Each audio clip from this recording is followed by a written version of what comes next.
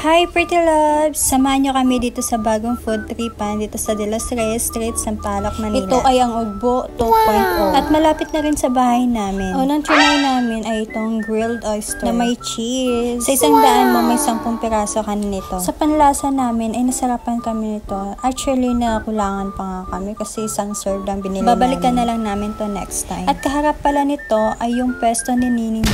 Manong ulam! At ayan, naluto na yung order namin. Nakita din namin mga kaibigan ni Joshua dito sa Ugbo. Food trip din sila. Kaya nagsama-sama na lang kaming 4. Wow!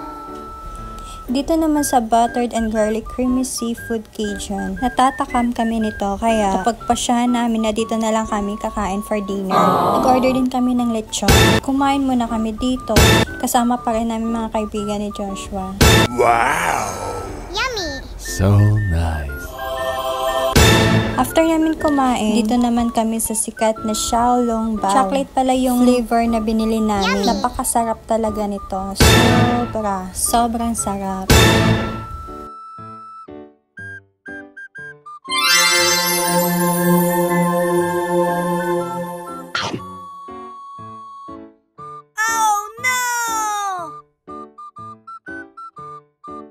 Nag-enjoy pala kaming kumain ng Xiaolong Bao. Sobrang sarap kasi nito eh.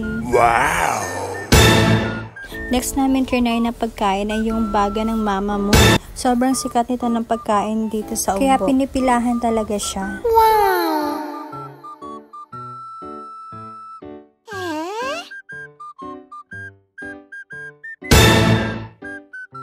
Sobrang busog na ako this time kaya nag-take out na lang ako nitong piyaya.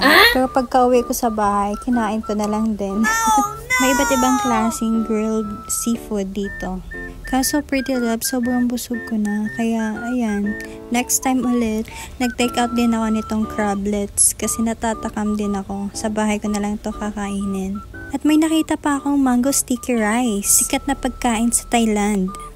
Nag-take out na rin ako nito. Pagkadating ko talaga sa bahay, kinain ko rin sila. Ayan yung mango sticky rice. Napakasarap talaga nito. Try nyo to guys. Sobrang sarap talaga nito.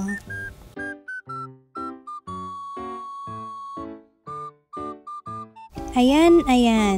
Mga tinake out ko. Kasi sobrang busog na ako.